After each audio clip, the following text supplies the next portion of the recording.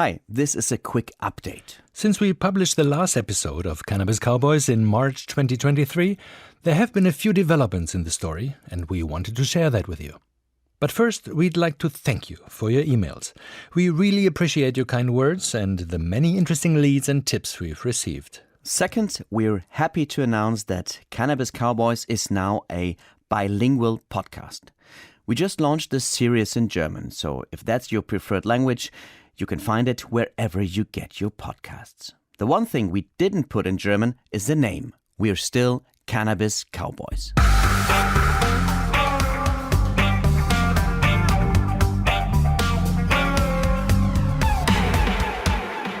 So, there have been developments in the Juicy Fields case. One thing that puzzled us back in March was the fact that the Juicy Fields website was still online and still appeared to be selling cannabis plants. It seemed that despite an international police investigation, it was business as usual at Juicy Fields. But then in June this year, the JuicyFields.io website did change. It still advertised plants, but you couldn't buy any. They were sold out, whatever that means. Because, as you'll remember, if you caught the original series, our research showed there never were any plants to begin with. Whatever it was, the people behind the Juicy Fields website were still out there. Remember, back in episode 1, we were at a cannabis conference in Barcelona and we talked about their extravagance, the fast cars, the bling-bling? Well, there was a big cannabis conference in Berlin in June this year. And there they were again. They had the nerve to park a Lamborghini in Juicy Fields colors right in front of the venue, as though nothing had happened. No investigation, no defrauded investors. We know that the people behind Juicy Fields love Lambos and luxury. But we had to ask ourselves, what were they trying to achieve with this Lamborghini flex? Were they trying to say, we never went away, we are untouchable? Or were they just out to advertise for new customers? We don't know the answer to that. All we know is that some people in the Juicy Fields universe don't like our work, and that they have tried to stop the Cannabis Cowboys podcast. You might have realized that some parts of episode 6 had to be beeped. One of the people mentioned in episode 6 was unhappy about our reporting and obtained an injunction from a regional court in Germany. That's ongoing, so we can't say a lot. But we are confident that we can convince the court that our reporting is factually correct, whenever a date for a court hearing is set. Besides attempts to stop this podcast with lawyers, there have also been attempts to attack us personally, possibly to intimidate us. This sounds a little scary, and sorry, we cannot go into details here, but it has shown us that our investigation touched a nerve somewhere. In episode 8 of Cannabis Cowboys, we introduced you to a man named Andreas. He's a whistleblower who told us that Juicy Fields was set up and controlled by one man and his cronies in the Russian city of St. Petersburg. Well, since that episode came out, we've learned that German police may also be following the same Russian lead. And as we said in the episode, they seem to believe that Juicy Fields was not only a huge investor scam, but possibly also a tool for money laundering. This is Ina Kinder, a public prosecutor in Berlin, who is in charge of the Juicy Fields investigation in Germany. The hot lead is that Russians are probably behind it, at least behind the fraud, and that there is probably also a money laundering network somewhere.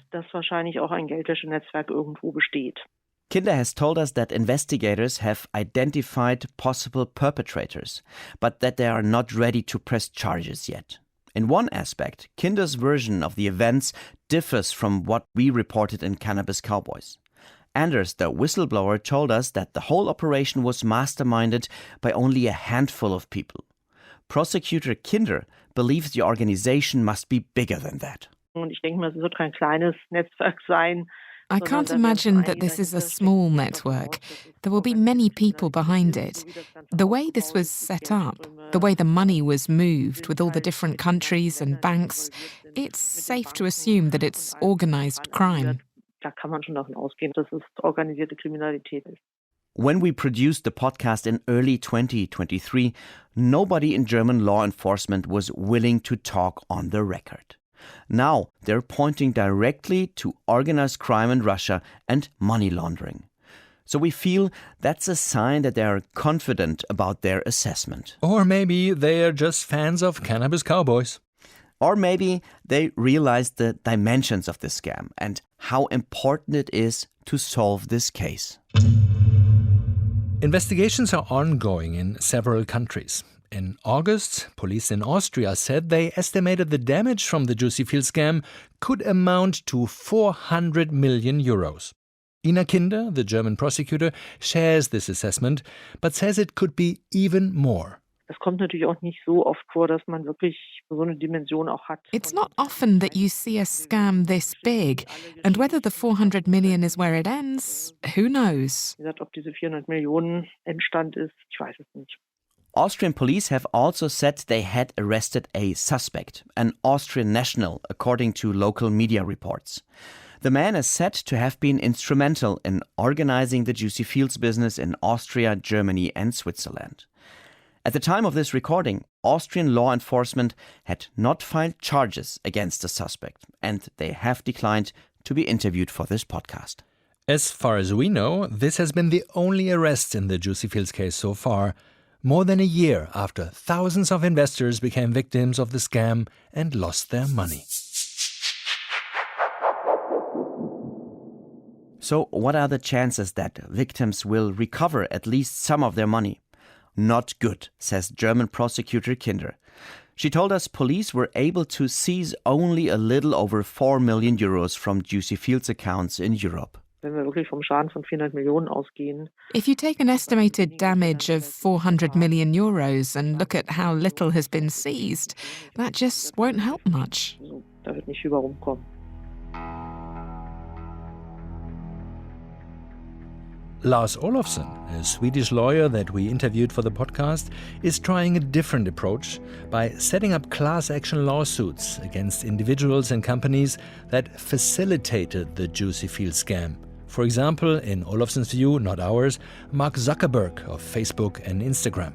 But Olofsson hasn't had much luck yet. So far, 2 Swedish courts have rejected his case. He and his more than 1,000 clients will now have to wait for the Swedish Supreme Court to overrule the lower court's decision. And right now, that looks highly unlikely.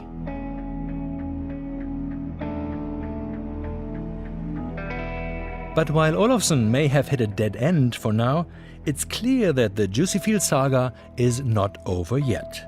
This case is far from closed. And we're not sure whether it will ever be closed or whether the people behind it will ever be brought to justice. But we're still on the case and looking for new leads. So if you've got something relevant to share, write us at cannabiscowboys@dw.com. And if there are any major updates regarding JuicyFields, we'll keep you posted here at Cannabis Cowboys, in English and now also in German, wherever you get your podcasts.